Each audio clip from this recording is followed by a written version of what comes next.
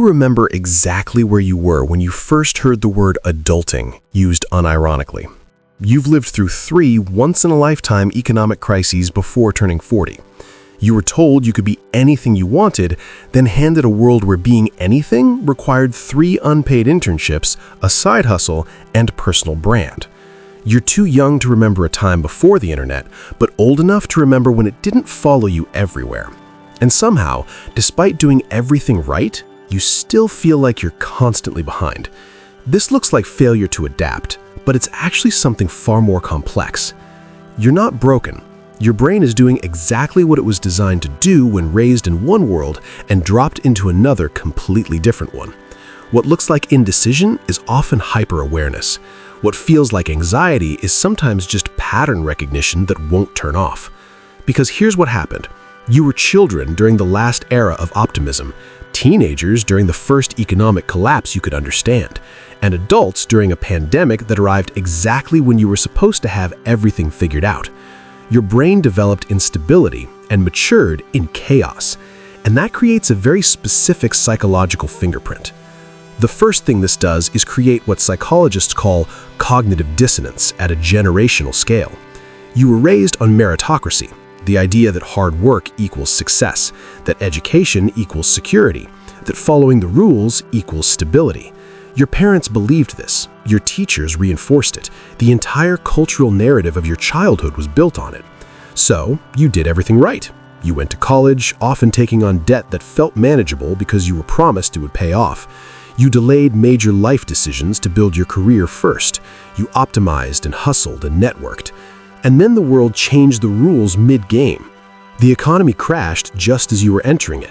Job security became a relic. Home ownership moved from milestone to miracle. And suddenly, the same behaviors that were supposed to guarantee success became insufficient. You're watching people work 3 jobs and still struggle while being told you're lazy for wanting work-life balance. The dissonance isn't just frustrating, it's destabilizing. Because if hard work doesn't equal success, then what does? Your brain is trying to reconcile 2 incompatible realities, and that creates a constant low-level stress that never fully resolves. This is why you analyze everything. Not because you're indecisive, but because you learned early that the obvious path isn't always the safe one. You saw your parents' generation follow the rules and still lose their retirement in 2008. You watched people with degrees work retail. You grew up in a world where the contract between effort and outcome broke, so your brain adapted by questioning everything. Before you make a decision, you research it to death. You read reviews, compare options, seek advice, make spreadsheets. This looks like overthinking, but it's actually hypervigilance that developed as a survival mechanism when trust in systems collapsed. And here's the part nobody tells you. This behavior made perfect sense when you developed it. As a teenager or young adult watching economic collapse, learning to question everything was adaptive. It kept you from making assumptions that no longer held true. But now, it follows you into decisions that don't require that level of scrutiny. You bring the same analytical intensity to choosing a restaurant that you bring to choosing a career path, because your brain learned that any choice could have unexpected consequences, and it never fully unlearned that lesson. Then there's the identity piece, which runs deeper than most people realize. You're the first generation raised to believe you could be anything, do anything, create any life you wanted. This sounds empowering, and in some ways it was, but it also meant that your identity became a project, something to curate and optimize rather than something that simply was. You didn't just grow up, you grew up while simultaneously trying to figure out who you were supposed to become. And the internet made this exponentially more complicated. Because you're also the first generation to have your entire youth documented and searchable. Your embarrassing phases aren't just memories, they're potentially screenshots. Your old opinions, your experimental identities, your college photos, all of it lives forever in some corner of the digital world. This creates a unique psychological pressure. You can't fully leave your past self behind because the internet won't let you. And you can't fully commit to a present self because you're aware it might not age well either. So you hedge. You're ironic about things you care about. You're self-deprecating about your achievements. You add LOL and I guess to statements that are actually deeply felt. This looks like a lack of conviction, but it's actually a protection mechanism against a world that might mock you for caring too much. But here's where it gets interesting. This same mechanism that protects you also isolates you. When you're always slightly ironic, always slightly detached, you create safety, but you also create distance from your own feelings, from other people, from experiences that might be meaningful, but also might be cringe. And the word cringe itself is revealing. You have an entire vocabulary built around the fear of being seen as trying too hard, caring too much, being too earnest. This vocabulary didn't exist for previous generations in the same way because they didn't grow up with an audience. The constant awareness of being watched, even theoretically, changes how your brain processes experience.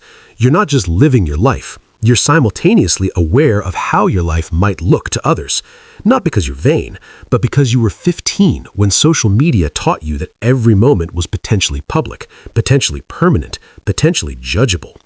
This creates what researchers call self-consciousness as a baseline state rather than an occasional feeling. You're watching yourself live, and that split attention is exhausting in ways that are hard to articulate. And this is where the nervous system comes in.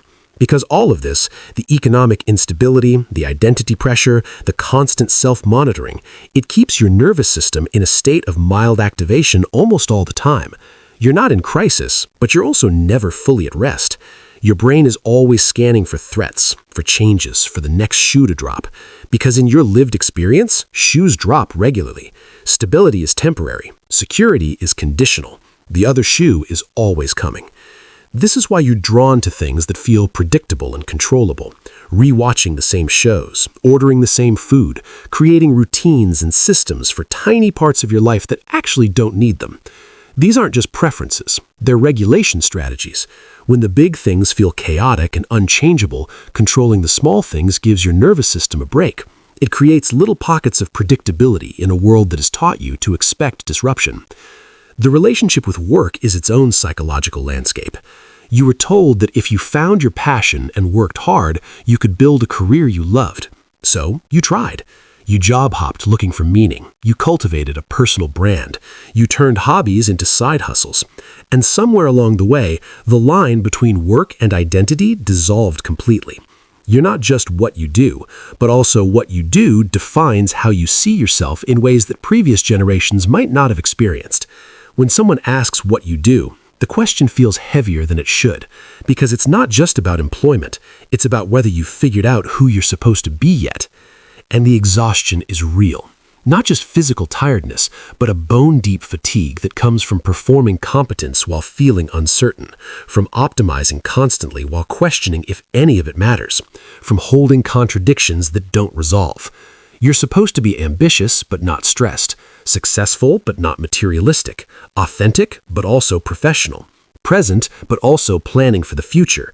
The number of paradoxes you're expected to navigate daily is genuinely remarkable. As you age, this behavior shifts but doesn't disappear. In your 20s, the anxiety felt like you were doing something wrong. In your 30s, it starts feeling like maybe the system is wrong instead.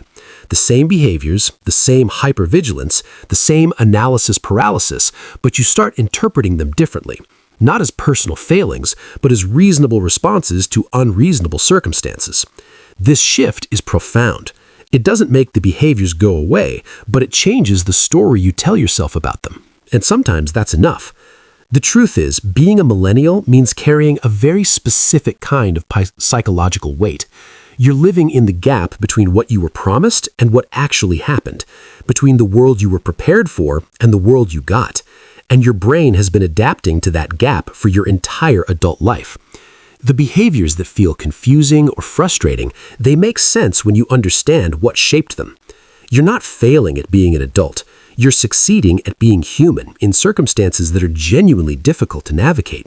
The overthinking, the ironic distance, the need for control in small things, the constant low-level stress, these aren't character flaws, they're adaptations. Your brain doing its best to keep you safe and functioning in a world that keeps changing faster than anyone can fully adjust to.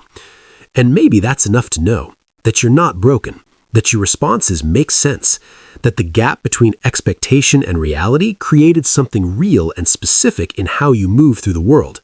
You're a generation shaped by contradiction, and you're finding ways to live in it anyway. That's not failure. That's just what being human looks like when the world shifts beneath your feet and you're still expected to stand steady.